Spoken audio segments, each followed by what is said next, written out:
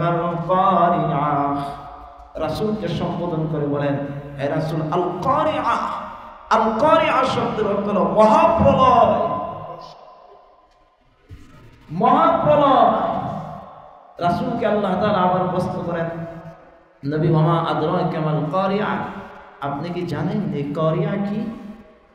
যখন মহাপ্রলয় ঘটবে তখন এই পৃথিবীর অবস্থা কি হবে আপনি কি জানেন?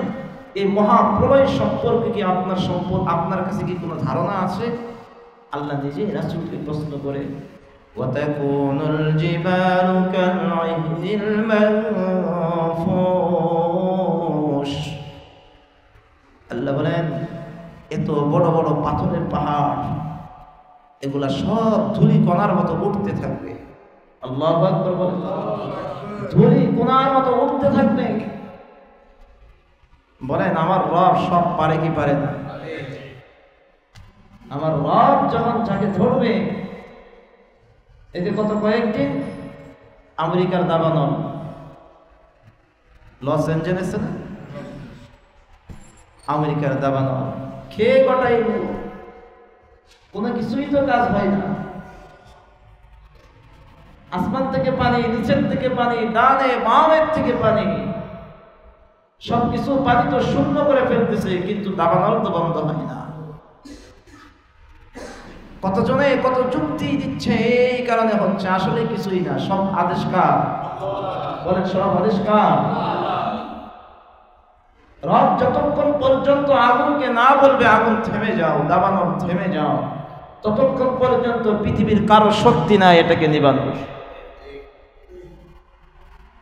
আল্লাহ বলেন, ওয়াতাকুনুল জিবাল কাল'ইহনিল মানফুশ, পাহাড়গুলো ধুলি কণার মতো উঠতে থাকবে।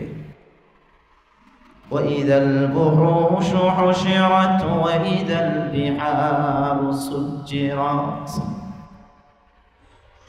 সাগরের যে জলোচ্ছ্বাস ঘটবে সব কিছুকে একদম ডুবাই ফেলবে। পাহাড় পর্বত সমপরিমাণ জলোচ্ছ্বাস তখন দেখবে, সব কিছু তছনছ হয়ে যাবে। এত সুন্দর ভূমিকম্প প্রতিরোধকারী বিল্ডিং, রড দিয়ে বিল্ডিং বানানো, ইঞ্জিনিয়ার তালাশ করে করে করে করে করে করে করে কোন সিমেন্ট দিলে ঘর টিকসই হবে, ঘর টিকবে। অবস্থা আমাদের এরকম, আমি না থাকি, ঘর যাতে করে আজীবন থাকে। কি ঘর যাতে করে আজীবন থাকে। পৃথিবীর মানুষ, রব বারবার এই পৃথিবীতে নিদর্শন ঘটিয়েছে, কিন্তু আমাদের শিক্ষা হয় নাই। টাইটানিক জাহাজ, হ্যাঁ, ইতিহাস পড়েছেন, আপনিও দেখেন নাই, আমরাও দেখি নাই, বইপত্রে এখনো পাওয়া যায়। সেই টাইটানিক জাহাজ নির্মাতা চ্যালেঞ্জ করলেন, কিচ্ছু হবে না। বিজ্ঞান রিসার্চ করে বললেন, মাত্র একটু বরফ খণ্ডের সাথে কি লাগলো? বরফ খণ্ডের সাথে ধাক্কা লাগলো, দু টুকরা হয়ে গেল। আজও পর্যন্ত বৈজ্ঞানিকরা এই টাইটানিক জাহাজের অস্তিত্ব তারা সমুদ্রের নিচে পায়। বরফের সাথে ধাক্কা লেগে এত বড় জাহাজ চ্যালেঞ্জ তো করেছিল, কিচ্ছু হবে না। সব ক্ষমতা কার? আল্লাহ। মুসলমান ভাইরা রে আমার, সরকারে দু আলম নবী মুহাম্মদুর রাসূলুল্লাহ সাল্লাল্লাহু আলাইহি ওয়াসাল্লাম বলেন, ইসরাফিল যখন প্রথম সিংহায় ফু দিবে, পৃথিবীর সব কিছু তছনছ হয়ে যাবে, কিচ্ছু থাকবে না। সমুদ্রের পানির জলোচ্ছ্বাস গুলা এত পরিমাণ অধিক পরিমাণে হবে, মানুষ আতঙ্কগ্রস্ত হয়ে যাবে। মানুষের অবস্থা কেমন হবে? আল্লাহ তাআলা সূরাতুল হজের মধ্যে সুন্দর করে বিবরণ দিয়েছেন। আল্লাহ বলেন, ইয়া আইয়ুহান নাসু তাকু রাব্বাকুম ইন্না যালজালাতাস সাআতি শাইউন আযীম। আল্লাহ বলেন, ইন্না যালজালাতাস সাআতি শাইউন আযীম, এমন একটা ভূমিকম্প হবে, জমিনের মধ্যে এমন ভূমিকম্প হওয়া শুরু হবে। ইদা জুলজিলাতিল আরদু জিলজালাহা ওয়া আখরাজাতিল আরদু আথকালাহা ওয়া ক্বালাল ইনসানু মা লাহা ইয়াওমাইযিন তুহাদ্দিসু বিআন্না রাব্বাকা আওহা লাহা। জমিনের মধ্যে এমন ভাবে ভূমিকম্প শুরু হয়ে যাবে। আল্লাহ রাব্বুল আলামিন সূরাতুজ জিলজালের মধ্যে বলেন, ইযা যুলজিলাতিল আরদু জিলজালাহা ওয়া আখরাজাতিল আরদু আথকালাহা। এত জোরে এত অধিক পরিমাণে ভূমিকম্প হবে, জমিনের মধ্যে যা থাকবে, জমিন ভিতরের সকল সম্পদগুলোকে উপরে ফেলে দিবে, জমিন তার ভিতর থেকে সব বের করে দিবে, জমিনের মধ্যে কিচ্ছু থাকবে না। মানুষগুলা বলবে ওয়াকালাল ইনসানু মা লাহা, মানুষগুলা বলবে কি হয়ে গেল, কি হয়ে গেল, জমিনগুলা যেন এরকম ভাবে কেন কাঁপতেছে। أينما تكونوا يأت بكم الله جميعا إن الله على كل شيء قدير ومن حيث خرجت فول وجهك شطر المسجد الحرام وإنه للحق من ربك وما الله بغافل عما تعملون. بارك الله لنا ولكم في القرآن العظيم ونفعنا وإياكم بالآيات والذكر الحكيم. صدق الله مولانا العظيم وصدق رسوله النبي الكريم ونحن على ذلك من الشاهدين والشاكرين والحمد لله رب العالمين. محبة الشتى زمان كله درود إبراهيم قولي. اللهم صل على محمد وعلى آل محمد كما صليت على إبراهيم وعلى آل إبراهيم إنك حميد مجيد. اللهم بارك على محمد وعلى آل محمد كما باركت على إبراهيم وعلى آل إبراهيم إنك حميد مجيد. سبحانك لا علم لنا إلا ما علمتنا إنك أنت العليم الحكيم.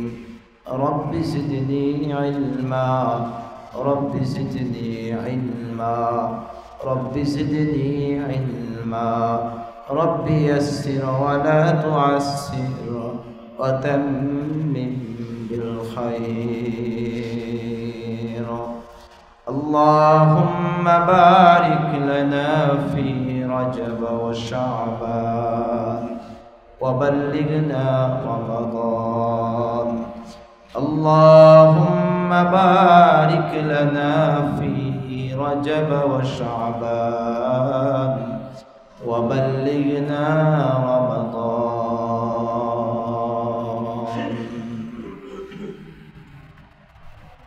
الحمد لله. অসংখ্য শুকর ও সুজুদ সেই মহান মালিকের কুদরতি দরবারে, যিনি অত্যন্ত দয়া করে মায়া করে পবিত্র শাবান মাসে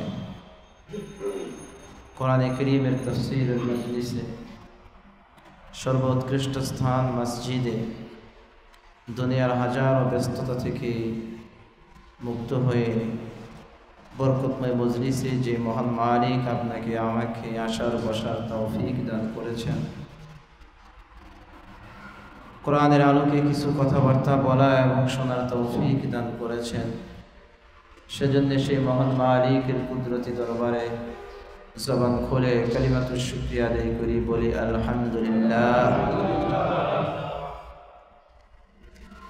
মুহতারাম হাজিরিন,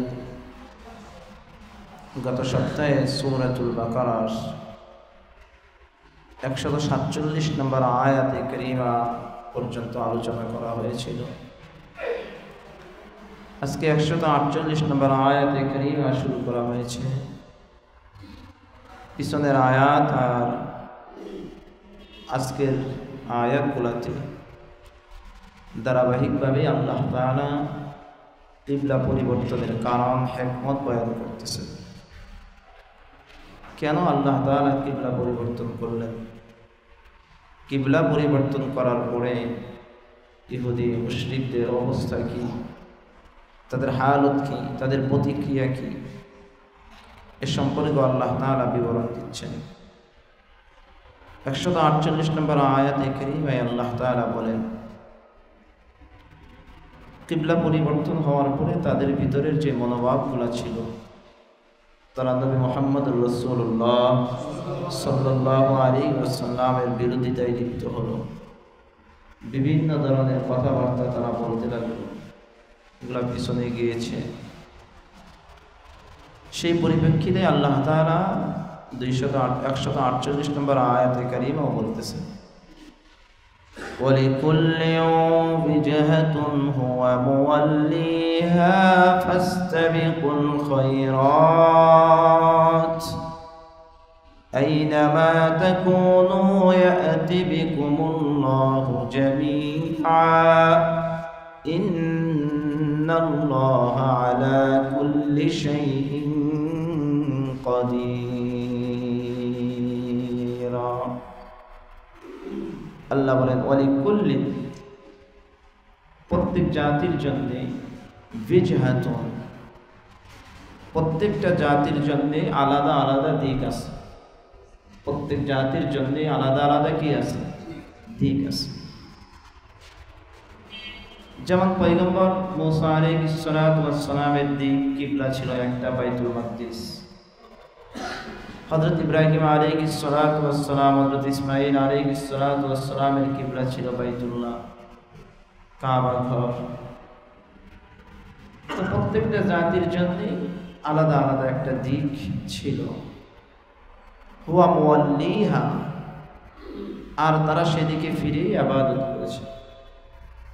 তারা সেদিকে ফিরে কি করেছে? ইবাদত করেছে। সুতরাং ফাস্তাবিকুল খায়রাত, আল্লাহ বলেন সুতরাং তোমরা নেক কাজের দিকে অগ্রসর হও।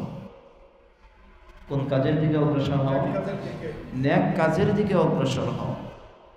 কিবলা পরিবর্তন হওয়ার পরে তোমাদের ভিতরের যে অবস্থা, যে নবী মুহাম্মদ এতদিন পর্যন্ত এদিকে ফিরে নামাজ পড়তো, আজকে কেন অন্যদিকে ফিরে গেল, এই যে একটা মতভেদ, এই যে একটা মতবিরোধ, এর ভিতরে পড়ে না থেকে নেক কাজের দিকে তোমরা কি হও? অগ্রসর হও। ফাস্তাবিকুল খায়রাত, তোমরা ভালো কাজের দিকে অগ্রসর হও, এগিয়ে যাও। দিক এটা কোনো সাবজেক্ট না, কিবলা এটা কোনো বিষয় না। কিবলা যখন আল্লাহ তাআলা যাদেরকে যেদিকে ফিরে নামাজ পড়ার আদেশ দিয়েছেন, তারা সেদিকে ফিরে কি করেছেন? নামাজ পড়েছেন। সবচেয়ে বড় বিষয় হলো এখানে আল্লাহ তাআলার হুকুম মানা। বলেন না কি মানা? আল্লাহ তাআলার হুকুম মানা। আল্লাহ তাআলার হুকুম মানার মাঝেই কামিয়াবি। পয়গম্বর মূসা আলাইহিস সালাতু ওয়াস সালামদেরকে দিয়েছিলেন বাইতুল মাকদিস, আব্বাজান ইব্রাহিমকে দিয়েছিলেন খানায়ে কাবা।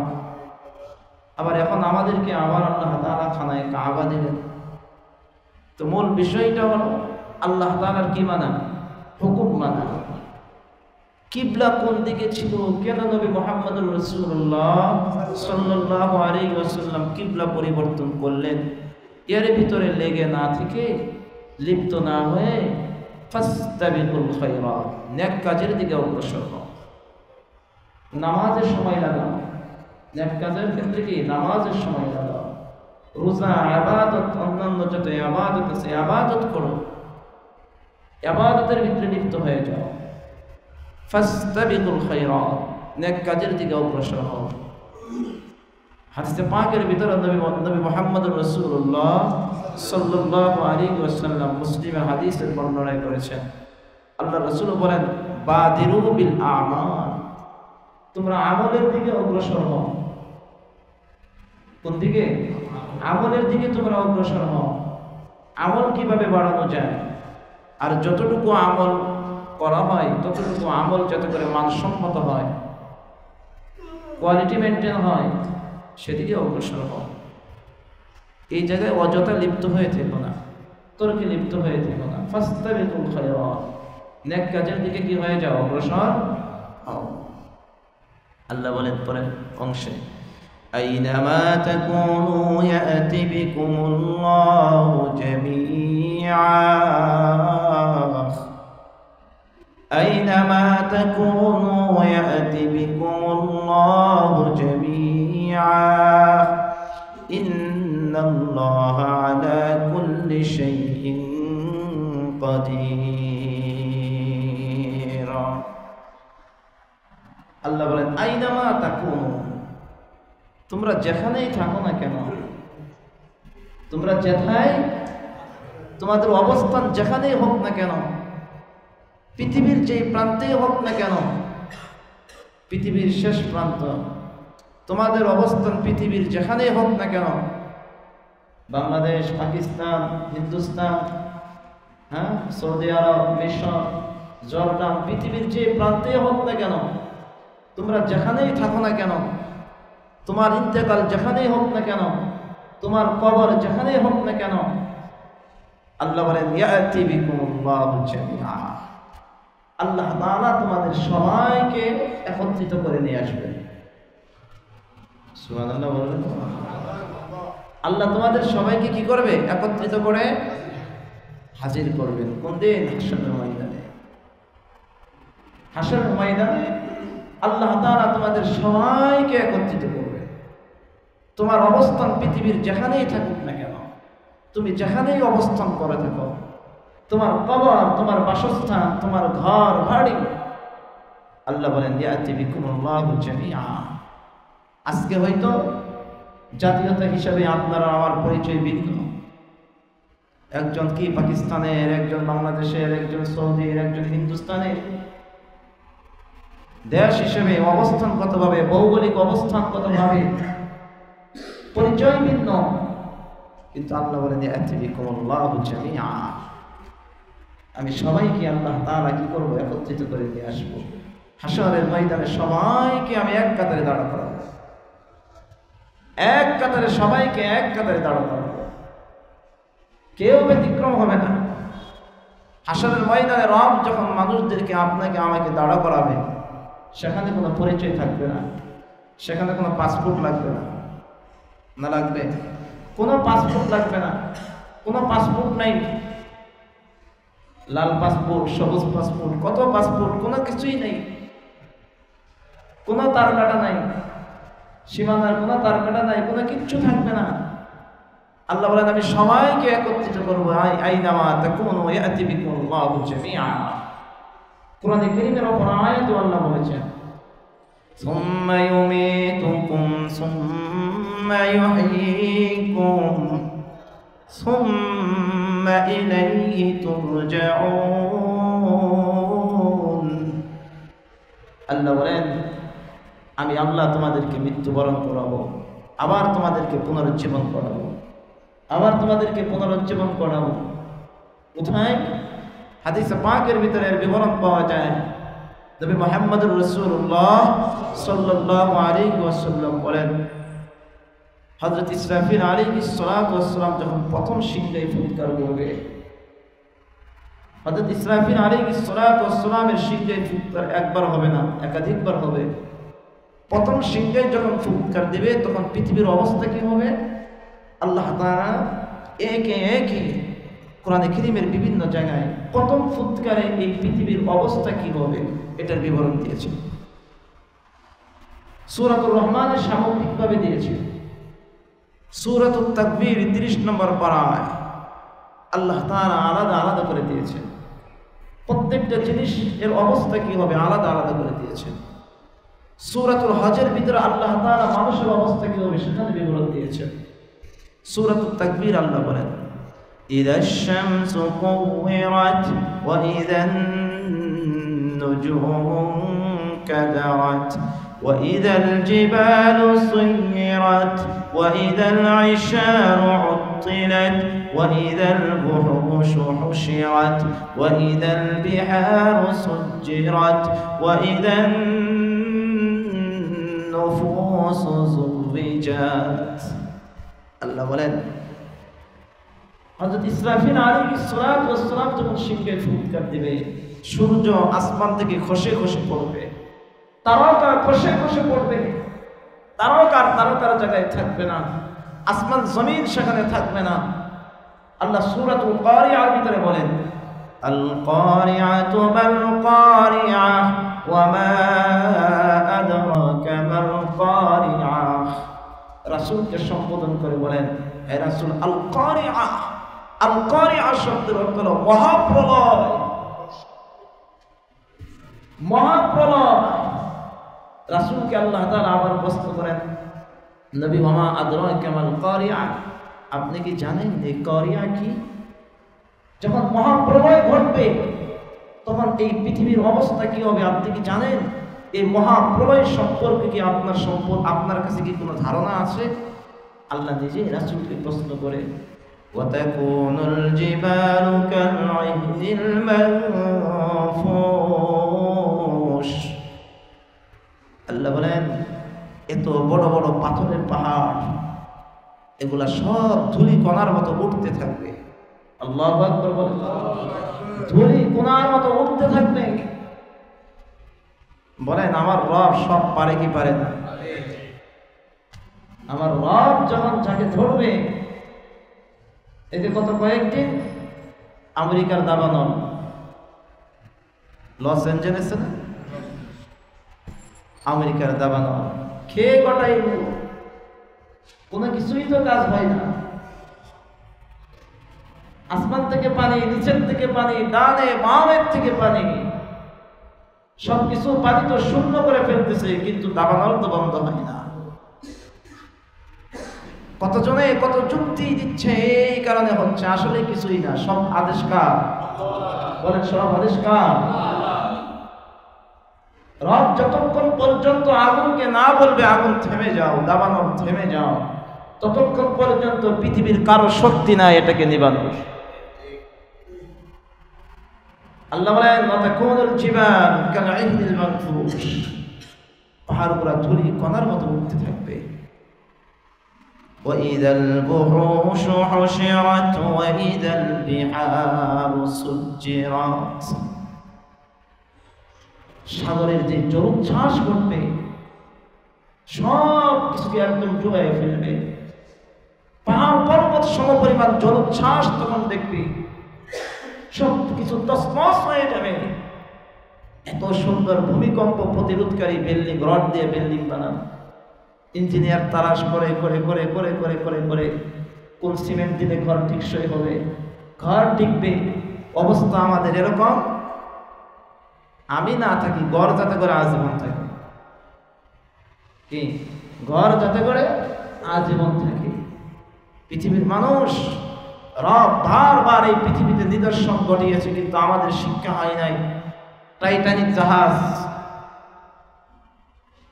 হ্যাঁ ইতিহাস পড়েছেন আপনিও দেখেন নাই আমরাও দেখি নাই বইপত্রে এখনো পাওয়া যায় সেই টাইটানিক জাহাজ নির্মাতা চ্যালেঞ্জ করলেন কিচ্ছু হবে না বিজ্ঞান রিসার্চ করে বললেন মাত্র একটু বরফ খণ্ডের সাথে কি লাগলো বরফ খণ্ডের সাথে ধাক্কা লাগলো দু টুকরা হয়ে গেল আজও পর্যন্ত বৈজ্ঞানিকরা এই টাইটানিক জাহাজের অস্তিত্ব তারা সমুদ্রের নিচে পায় বরফের সাথে ধাক্কা লেগে এত বড় জাহাজ চ্যালেঞ্জ তো করেছিল কিচ্ছু হবে না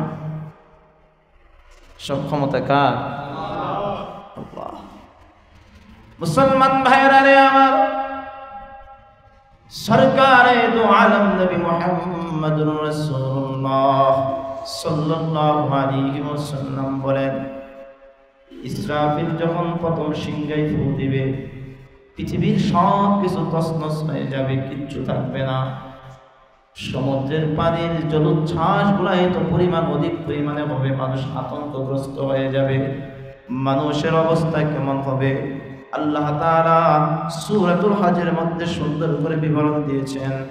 আল্লাহ বলেন, ইয়া আইয়ুহান নাসু তাকু রাব্বাকুম ইন্না যালজালাতাস সাআতি শাইউন আযীম। আল্লাহ বলেন, ইন্না যালজালাতাস সাআতি শাইউন আযীম। এমন একটা ভূমিকম্প হবে, জমিনের মধ্যে এমন ভূমিকম্প হওয়া শুরু হবে। ইদা সুলজিলাতিল আরদু জিলজালাহা ওয়া আখরাজাতিল আরদু আথকালাহা ওয়া ক্বালাল ইনসানু মা লাহা ইয়াওমাইযিন তুহাদ্দিসু বিআন্না রাব্বাকা আওহা লাহা। জমিনের মধ্যে এমন ভাবে ভূমিকম্প শুরু হয়ে যাবে। আল্লাহ রাব্বুল আলামিন সূরাতুল জিলজালের মধ্যে বলেন, ইযা যুলজিলাতিল আরদু জিলজালাহা ওয়া আখরাজাতিল আরদু আথকালাহা। এত জোরে এত অধিক পরিমাণে ভূমিকম্প হবে, জমিনের মধ্যে যা থাকবে, জমিন ভিতরের সকল সম্পদগুলোকে উপরে ফেলে দিবে, জমিন তার ভিতর থেকে সব বের করে দিবে, জমিনের মধ্যে কিচ্ছু থাকবে না। মানুষগুলা বলবে, ওয়াকালাল ইনসানু মা লাহা। মানুষগুলা বলবে, কি হয়ে গেল, কি হয়ে গেল, জমিনগুলা যেন এরকম ভাবে কেন কাঁপতেছে। আল্লাহ তাআলা আল্লাহর রাসূলকে সম্বোধন করে বলে, ও নবীজি, ইয়াওমা তারাউনাহা তাযহালু কুল্লু মুরদিআতিন আম্মা আরদাআত ওয়া তাদউ কুল্লু যাতিন হামলিন হামলাহা ওয়া তারান নাসা সুকারা। এমন একটা ভীতিকর অবস্থা তৈরি হবে। আল্লাহ রাব্বুল আলামিন আমার রাসূলকে ডেকে ডেকে বলে, ও নবীজি, গর্ভবতী মহিলারা সাথে সাথে তাদের গর্ভপাত করে ফেলবে। 5 মাস 6 মাসের গর্ভবতী মহিলারা গর্ভপাত করে ফেলবে, সন্তান গর্ভের ভিতরে রাখতে পারবে না। মানুষগুলা পাগলের মতন, মাতালের মতন এরকম ভাবে চলতে থাকবে। আর মানুষগুলা বলবে, কি হলো, কি হলো, কি হলো। এত পৃথিবীর মহাপ্রলয় যখন ঘটবে, আল্লাহ রাব্বুল আলামিন বলেন, এগুলা সব ঘটবে হযরত ইসরাফিলের প্রথম সিংহার ফুৎকারে। 40 বছর পর্যন্ত পুরা পৃথিবী শুধু ধ্বংস হবে, মানুষ কিচ্ছু থাকবে না। আবার আল্লাহ রাব্বুল আলামিন হযরত ইসরাফিলকে বলবেন, রে ইসরাফিল, আবার সিংহে ফু দাও। হযরত ইসরাফিল যখন দ্বিতীয়বার সিংহে যখন ফু দিবে, আবার যার যার কবর থেকে সোজা উঠে দাঁড়াবে। আপনার আমার কবর যেখানে হবে, সেই কবর থেকে আপনি উঠে দাঁড়াবেন, আমিও উঠে দাঁড়াবো। কার কবর কোথায় আছে কেউ তো জানি না। আমাদের বাপ-দাদাদেরকে যেখানে দাফন করা হয়েছে সেখান থেকে উঠে দাঁড়াবে। এক একজন মানুষ উঠে উঠে দাঁড়ায়া হাসরের ময়দানে কাতার সোজা করে সোজা সারিবদ্ধ হয়ে দাঁড়ায় যাবে। আল্লাহ ওই কথাটাই বলেন, আইনামা তাকুনু ইয়াতি বিকুমুল্লাহু জামিআ। ও বান্দা, কিবলা পরিবর্তনের হুকুম নিয়ে মতবিরোধের মধ্যে আছো, এটা দরকার নাই। ফাস্তাবিকুল খায়রাত, বরং নেক কাজ, নেক আমলের দিকে অগ্রসর হয়ে যাও। কারণ কিয়ামতের দিন হাসরের ময়দানে কিবলা পরিবর্তন কোনো কাজে আসবে না। কাজে আসবে তোমার আমল, কাজে আসবে তোমার নেক কাজ। তখন হিসাবটা যদি তোমার নেক আমলের পাল্লাটা যদি ভারী হয়, ফাআম্মা মান সাকুলাত মাওয়াজিনু ফাহুয়া ফি আইশাতিন রাদিয়া। আমার রব বলেন, ওই দিন তোমার আমল নামাগুলোকে ওজন করা হবে। সুবহানাল্লাহ বলবেন। আমল নামাগুলোকে ওজন করা হবে। আমার নামাজ দাঁড়ি পাল্লায় উঠানো হবে, আমার রোজা দাঁড়ি পাল্লায় উঠানো হবে, আমার হজ দাঁড়ি পাল্লায় উঠানো হবে, আমার দান সদকা দাঁড়ি পাল্লায় উঠানো হবে, আমার সুবহানাল্লাহ জিকির দাঁড়ি পাল্লায় উঠানো হবে। আল্লাহ বলেন, বান্দারে, তোমার প্রতিটা নেক আমলগুলোকে দাঁড়ি পাল্লায় উঠায়া উঠায়া ওজন করা হবে, দাড়ি পাল্লাই মাপা হবে। ও বান্দা শুনে নাও, তোমার আমলের পাল্লাটা যদি ভারী হয়, فأما من ثقلت موازينه فهو في عيشة راضية, আমার রব তখন ঘোষণা দিবে আমলের পাল্লা ভারী হয়ে গেছে, বান্দা তুমি যাও, আজকের থেকে তোমার জন্য আমি আল্লাহ বিনা হিসেবে জান্নাতের ফয়সালা করে দিলাম। আমল বড়, এই জন্য আমার সরকার আমার হাবিব বলেন, ইন্নাল্লাহা লা ইয়ানজুরু ইলা সুওয়ারিকুম ওয়া আজসামিকুম ওয়ালাকিন ইয়ানজুরু ইলা কুলুবিকুম ওয়া আমালিকুম। আমার রাসূল সুন্দর করে আপনাকে আমাকে শিক্ষা দিয়ে গেলেন, ও বান্দা শুনে নাও, তোমার দিলটার ভিতরে নবীজির হাদিসটা ভালো করে গেঁথে নাও। আল্লাহর রাসূল বলেন, আমার রব বান্দার চেহারা দেখে না, আমার রব বান্দার বাহ্যিক কোনো কিছুই দেখে না, আমার রব বান্দার টাকা পয়সা দুনিয়া কোনো কিছুই দেখে না। ইন্নাল্লাহা লা ইয়ানজুরু ইলা সুওয়ারিকুম ওয়া আজসামিকুম ওয়ালাকিন ইয়ানজুরু ইলা কুলুবিকুম ওয়া আমালিকুম। আল্লাহ শুধু বান্দার আমল দেখবে, আল্লাহ শুধু বান্দার কলবটা দেখবে। বান্দার আমল যদি ভালো হয় তাহলে তার দাম আল্লাহর কাছে বেশি, বান্দার কলব যদি সাদা হয় তার দাম আল্লাহ তাআলার কাছে বেশি। এই জন্য আল্লাহ তাআলা বারবার বলেন, ফাস্তাবিকুল খায়রাত, নেক আমলের দিকে দৌড়াও, নেক আমলের দিকে দৌড়িয়ে যাও। অযথা ঝগড়া ফিতনা ফাসাদ নিয়ে পড়ে থেকো না, নেক আমল কিভাবে বাড়ানো যায় এই ফিকির করো। আইনামা ইয়াতি বিকুমুল্লাহু জামিআ, তোমরা যেখানে অবস্থান করো না কেন আল্লাহ তোমাদের সবাইকে একত্রিত করবেন। হাসরের ময়দানে আল্লাহ তাআলা সবাইকে একত্রিত করবেন, সেখানে হিসাব হবে, প্রতিটা আমলের হিসাব হবে। জিন্দেগি এমনি এমনি পার পেয়ে যাবেন না, না, পার পাওয়ার সিস্টেম নেই।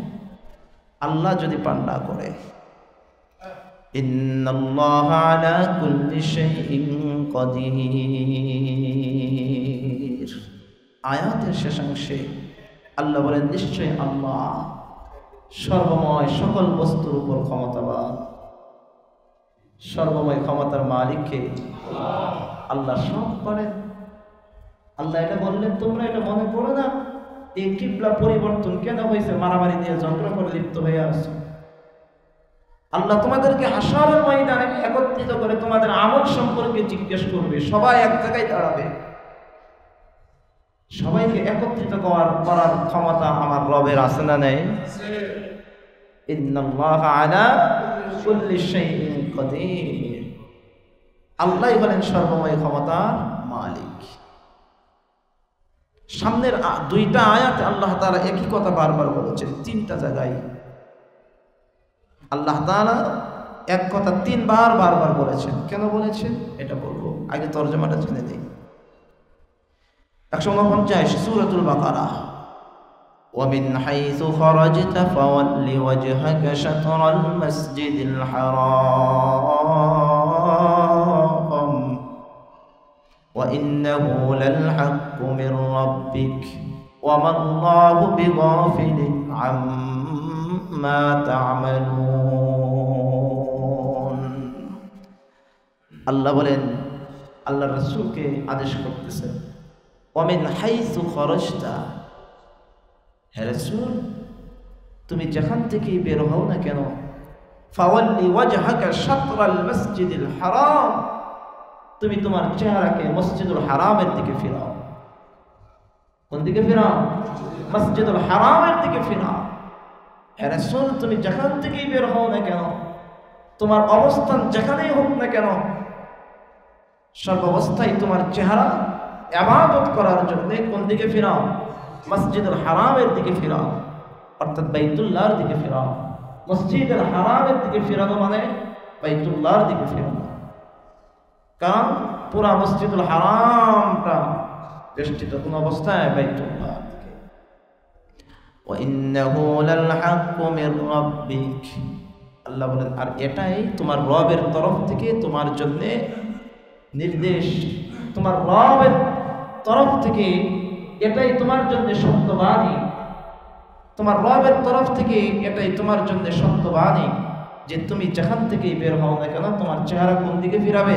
মসজিদুল হারামের দিকে তুমি ফিরাবে। ওয়ামাল্লাহু বিগাফিলিন আম্মা তা'মালুন। আল্লাহ বলেন, আল্লাহ গাফিলদের সম্পর্কে সব কিছু জানেন। আল্লাহ গাফিলদের সম্পর্কে অবহিত নয়, বিষয়টা এরকম নয়। আল্লাহ গাফিলদের সম্পর্কে কি জানেন? সব কিছু জানেন। গাফিলদের সব কাজ সম্পর্কে কে জানেন? আল্লাহ জানেন। এই একটা আয়াত।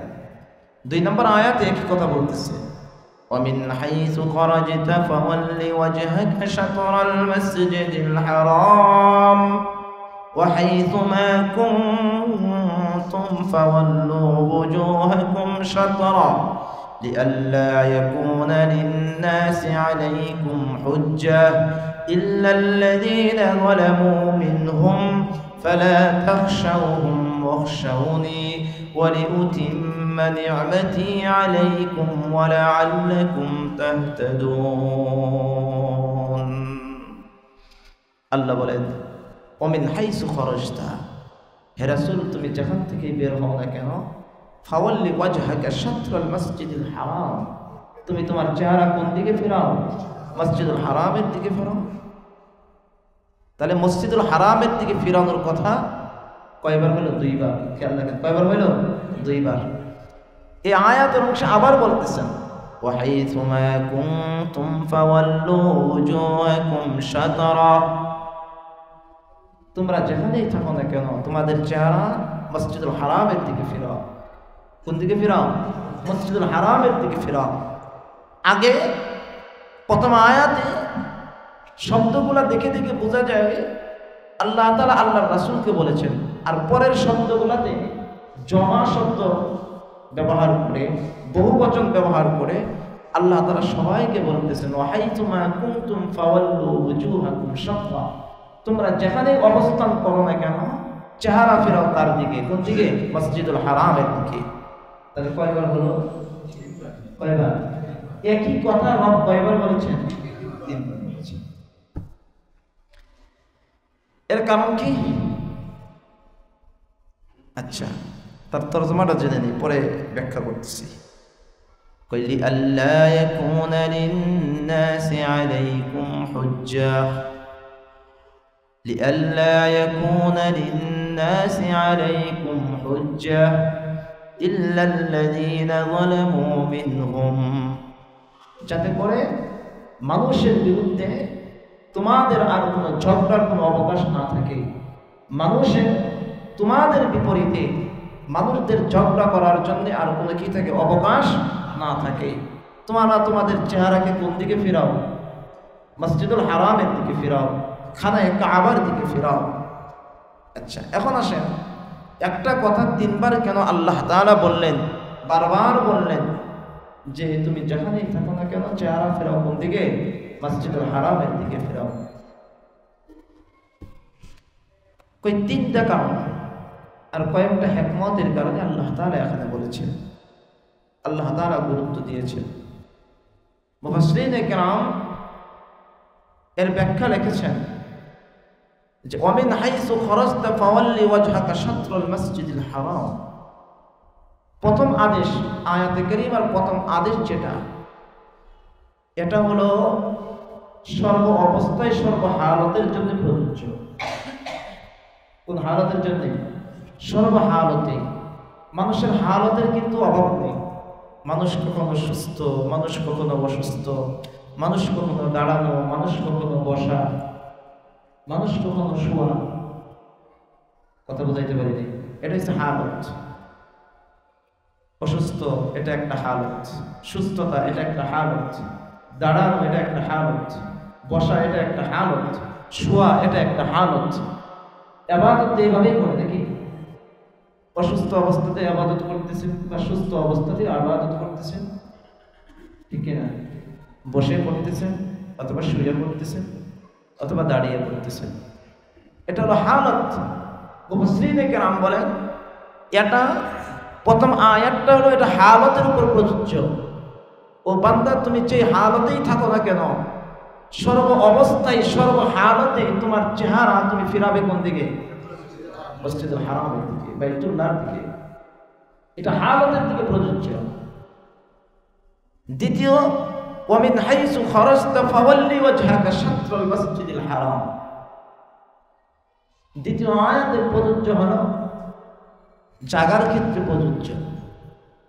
বলেন কিসের ক্ষেত্রে? জাগার ক্ষেত্রে প্রযোজ্য। অর্থাৎ তুমি পৃথিবীর যেখানেই থাকো না কেন, তোমার জায়গা যেখানেই হোক না কেন, তোমার ইবাদতের স্থান যেখানেই হোক না কেন, পানিতে হতে পারে। কি পানিতে হতে পারে না? লঞ্চে যখন সফর করেন, জাহাজে যখন সফর করেন, তোমার ইবাদতের জায়গা পানিতে হতে পারে, তোমার ইবাদতের জায়গা আসমানে হতে পারে। বিমানের হালত, তোমার ইবাদতের জায়গা জমিনে হতে পারে, তোমার ইবাদতের জায়গা বাংলাদেশ হতে পারে, তোমার ইবাদতের জায়গা পৃথিবীর বিভিন্ন কান্ট্রিতে হতে পারে, তোমার ইবাদতের জায়গা পূর্ব পশ্চিম উত্তর দক্ষিণ যেখানেই হোক না কেন, সর্ব হালতে সর্ব জায়গা থেকে তুমি যখন ইবাদতের জন্য দাঁড়াবে, তখন তোমার চেহারা ইবাদতের সময় চেহারা থাকবে কোন দিকে? পশ্চিম দিকে, মসজিদুল হারামের দিকে, কিবলার দিকে। এটা জাগার ক্ষেত্রে 2 নম্বর আয়াত, এটা জাগার ক্ষেত্রে প্রযোজ্য। ওয়াহাইসুমা কুনতুম ফাওয়াল্লু ওজুহাকুম শাতরা। 3 নম্বর প্রযোজ্য একই কথা। মুফাসসিরিনে কেরাম বলেন এই ব্যাখ্যাটা হলো সর্বকালের জন্য প্রযোজ্য। সুবহানাল্লাহ বলেন। কোন কালের জন্য? কোন পর্যন্ত? হাত্তাল কিয়ামা, কিয়ামত পর্যন্ত এই হুকুম প্রযোজ্য। কিয়ামত পর্যন্ত এই হুকুম প্রযোজ্য। কোন সময় আর এখানে কোনো লিমিট নাই, আর কোনো পরিবর্তন হবে না। আল্লাহ বলেন ওয়াহাইসুমা কুনতুম ফাওয়াল্লু ওজুহাকুম শাতরা। এই আদেশ একদিনের জন্য না, এই আদেশ নবী শুধু আপনাকে না, এই আদেশ শুধু আপনার সাহাবীদেরকে না, এই আদেশ শুধু আপনার সৌদি কান্ট্রির মুসলিমদের জন্য নয়, এই আদেশ কিয়ামত পর্যন্ত বহাল থাকবে, এটা আর পরিবর্তন হবে না। সুবহানাল্লাহ। এই জন্য আল্লাহ 3 নম্বর আয়াতের কারিমার ভিতরে ওয়াহাইসুমা কুনতুম ফাওয়াল্লু ওজুহাকুম শাতরা, প্রত্যেকটা শব্দে শব্দে রব শুধু বহুবচন ব্যবহার করেছেন। কি বহুবচন ব্যবহার করেছেন? এটা সবার জন্য, সর্বকালের জন্য প্রযোজ্য। কিয়ামত পর্যন্ত যারা আসবে, এখন যারা আছে, আসা মাত্রই ইবাদত করবে কোন দিকে? মসজিদুল হারামের দিকে করবে, এটা আর পরিবর্তন হবে না। কি বুঝলেন? আমার রব কি গুরুত্ব দিয়েছেন কিবলার ক্ষেত্রে, ইবাদতের ক্ষেত্রে একটা দিক নির্মাণ করার, একটা দিক নির্ণয় করার ক্ষেত্রে। ওয়াহাইসুমা কুনতুম ফাওয়াল্লু ওজুহাকুম শাতরা। তোমরা যে অবস্থানেই থাকো না কেন, যে সময়তেই তোমরা থাকো না কেন, সর্ব অবস্থায় চেহারা হবে ইবাদতের সময় মসজিদুল হারামের দিকে। বুঝে আসছে? 3 বার একটা কথা রব কেন বলেছেন? প্রথম বলেছেন হালতের ক্ষেত্রে প্রযোজ্য, দ্বিতীয়টা বলেছেন জায়গার ক্ষেত্রে প্রযোজ্য, তৃতীয়টা সময় সর্বকালের জন্য প্রযোজ্য। এটা আর চেঞ্জ হবে না। মুফাসসিরিনে কেরাম আরেকটা কারণ বলেছেন, ইসলামের শুরুতে এই কিবলা পরিবর্তন সর্বপ্রথম একটা নাসিখ মানসুখ, যেটা আগের হুকুম আল্লাহ তাআলা রহিত করেছেন, এটা কিবলা পরিবর্তন প্রথম ছিল। এই জন্য আল্লাহ তাআলা এটাকে এত অধিক গুরুত্ব দিয়েছেন। গুরুত্ব দেওয়ার কারণে বারবার আল্লাহ তাআলা এটাকে উল্লেখ করেছেন, যাতে করে বান্দার ভুল আর না হয়, বান্দার ভুল যেন না হয়। অফিসে আপনার গুরুত্বপূর্ণ কাগজ আপনার পিয়নকে দিয়ে যখন ফটোকপি করার জন্য কথার কথা বাইরে দেন, যদি গুরুত্ব যদি বেশি থাকে, এক কথা কয়বার বলে দেন, সাবধান হারাইস না, সাবধান হারাইস না, সাবধান, ভুল যাতে করে না হয়, বারবার বলি কিনা? যেই জিনিসের গুরুত্ব বেশি থাকে ওই কথাটা আপনার আমার জবান দিয়ে বারবার ব্যবহৃত হয়, তাকে অ্যালার্ট করার জন্য। আল্লাহ তাআলা এই কিবলার অনেক গুরুত্ব, বান্দার যাতে করে ভুল না হয় এই জন্য বারবার একাধারে 3 বার উল্লেখ করেছেন। তুমি যেখানেই থাকো না কেন, তোমার ইবাদতের সময় তোমার চেহারা থাকবে কোন দিক? মসজিদুল হারামের দিকে। আল্লাহ আমাদেরকে বোঝার তৌফিক দান করেন। এখন আসেন, লিআল্লা ইয়াকুনা লিন-নাসি আলাইকুম হুজ্জাহ, যাতে করে মানুষের জন্য তোমাদের ঝগড়ার কারণ না হয়। মানে কি? তবে ইল্লাল্লাযীনা যালামু মিনহুম, তবে যারা জালেম তারা ঝগড়া করবে। যারা জালেম তারা কি করবে? তোমাদের সাথে ঝগড়া করবে। এর কারণটা কি? এই কথাটা হলো, দেখেন ঝগড়া তাওরাত কিতাবের ভিতরে স্পষ্টভাবে লেখা ছিল, স্পষ্টভাবে লেখা ছিল কি? যে নবী মুহাম্মদ আসবে আর নবী মুহাম্মদের কিবলা হবে বাইতুল্লাহ। সুবহানাল্লাহ বলবেন। নবী মুহাম্মদের কিবলা হবে কোন দিক? বাইতুল্লাহ। আর এটার হুকুম রহিত হয়ে যাবে, বাইতুল্লাহ হবে কোন দিক? কিবলার দিক। এখন ইহুদিরা এই কিবলার হুকুম যদি পরিবর্তন যদি না হইতো, ওদের কিতাবে লেখা শেষ নবীর সময় কিবলা পরিবর্তন হবে, তার কিবলা হবে কোন দিকে? বাইতুল্লাহর দিকে। এই কিবলা যদি পরিবর্তন যদি না হইতো, তাহলে ইহুদিরা বলতো এটা সত্য নবী না। কথা বুঝাইতে পারি?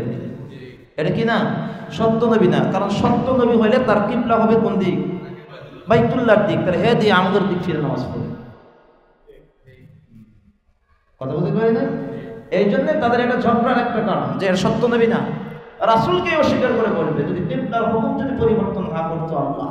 কারণ তাওরাতের ভিতরে স্পষ্ট লেখা যে নবী মুহাম্মদুর রাসূলুল্লাহ সাল্লাল্লাহু আলাইহি ওয়াসাল্লামের কিবলা হবে কোন দিক? বাইতুল্লাহ। এই জন্য আল্লাহ এই কিবলার হুকুম পরিবর্তন করেছে যাতে করে আমার নবীকে মিথ্যা না বলতে পারে, আমার নবীকে তারা মিথ্যা না বলতে পারে। আর ওদিক দিয়ে মক্কার কাফের মুশরিকরা কি বলে? মুশরিকরা বলতেছে কি মুহাম্মদ না বলে, সে না বলে তার বাপ ইব্রাহিমের ধর্মের অনুসারী। তার ধর্মের অনুসারী?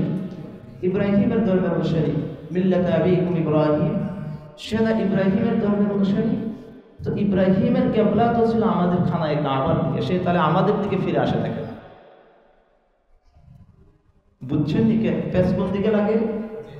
হ্যাঁ, তাহলে মুশরিকরা পর্যন্ত বলে যে মুহাম্মদুর রাসূলুল্লাহ সাল্লাল্লাহু আলাইহি ওয়াসাল্লাম সে বলে সে হযরত ইব্রাহিম আলাইহিস সালাতু ওয়াস সালামের মিল্লাতের অনুসারী।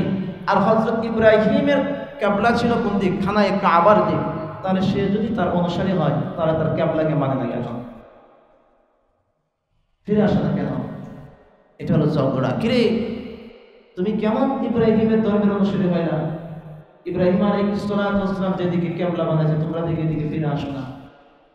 আবার কিবলার পরিবর্তন না হলে ইহুদিরা বলতো যে এটা সত্য নবী না, কারণ কিতাবে লেখা আছে এটা কিবলার হুকুমের পরিবর্তন হয়ে যাবে, ওদিকে ফিরে যাবে। সুবহানাল্লাহ বলবেন। আল্লাহ বলেন আমি এই জন্য কিবলাকে পরিবর্তন করেছি যাতে করে তোমাদের ইবাদত, তোমাদের কিবলা এটা সত্যের একটা দলিল হয়ে যায়। তোমাদের বিপরীতে আর কেউ যাতে ঝগড়া না করতে পারে, কেউ ঝগড়া না করতে পারে। তবে যেটি জালেম এটা সত্য বোঝার পরেও ঝগড়া করবে। কি সত্য বোঝার পরেও কি করবে? কি বলে ঝগড়া করবে?